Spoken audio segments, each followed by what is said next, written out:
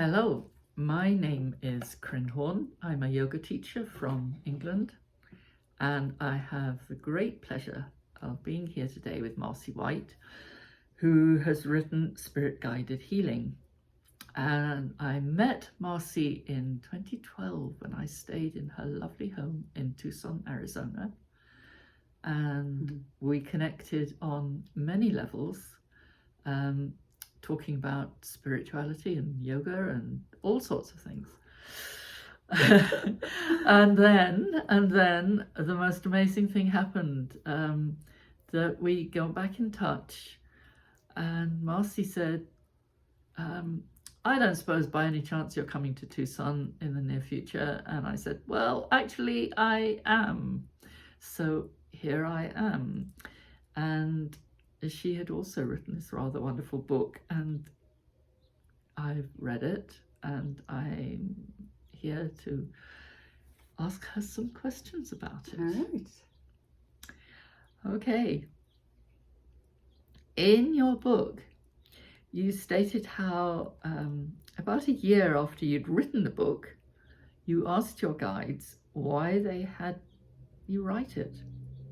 And they said because I was going to forget everything. and they were right. I was going to forget everything. Years later, I was like, oh, they were so right. Because when I went back to read what I had written, I was like, oh, I forgot about that experience. Oh, yeah, that one was cool. You know, so there's so many experiences I had. I can only write down so many. Okay. But evidently that was sufficient for them because they didn't bug me after that. And it was 10 years or more later,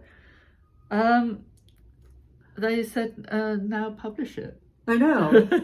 I was on my road trip living in my van for 3 years.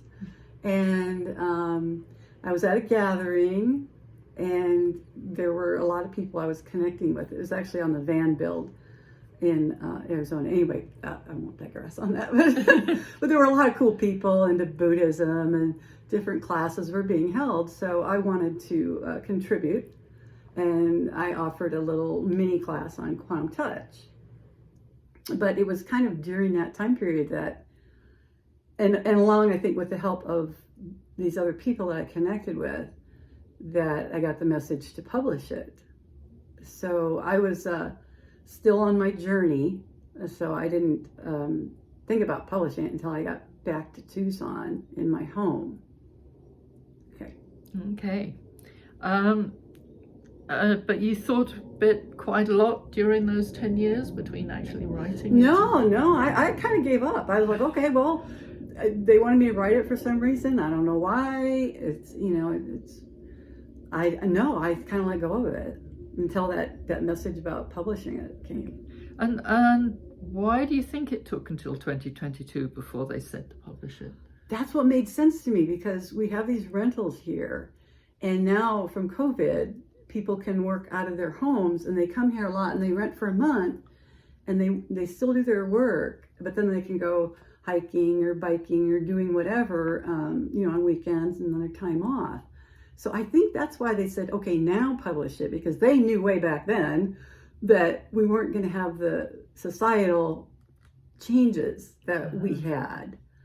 That's what I believe anyway. I believe they knew what was going to happen. And it makes sense now, because people can actually come here and stay for a month and do the class the way I think it should be done. I've always thought it should be done this way.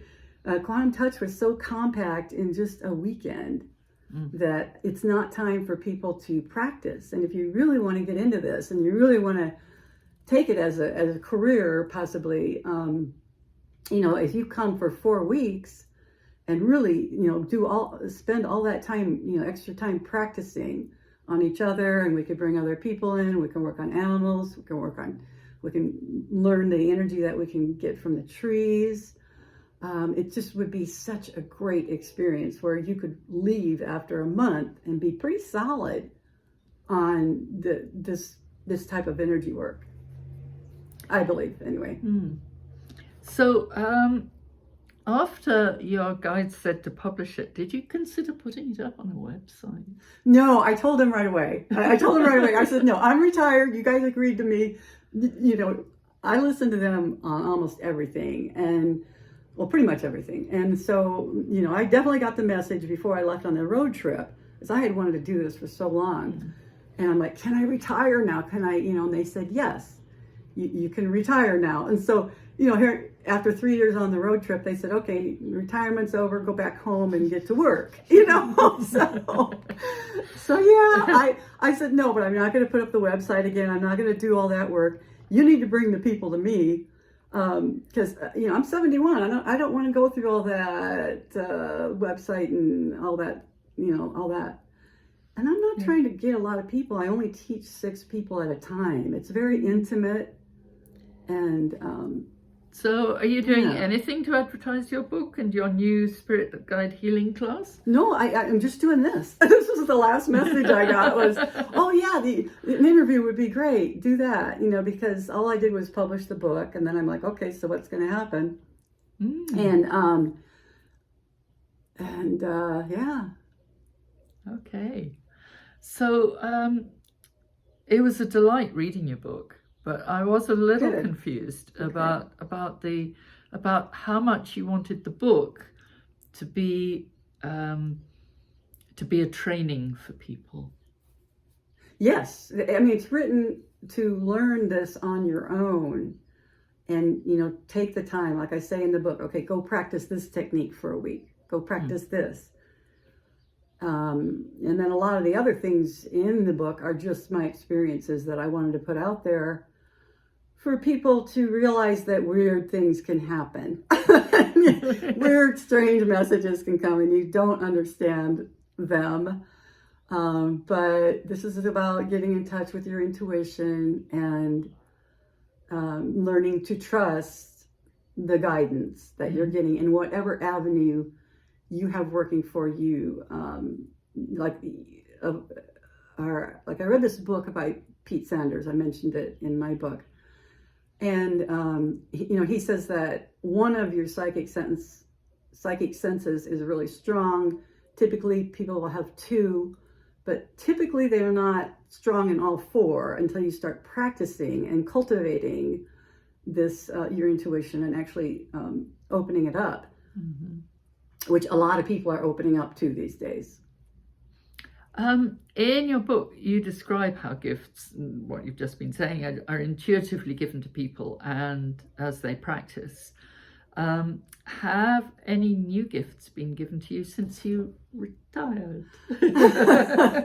Yes. So I'm camping, and I am still in touch with some of my clients, and I would give them sessions, remotely, which is mostly what I do.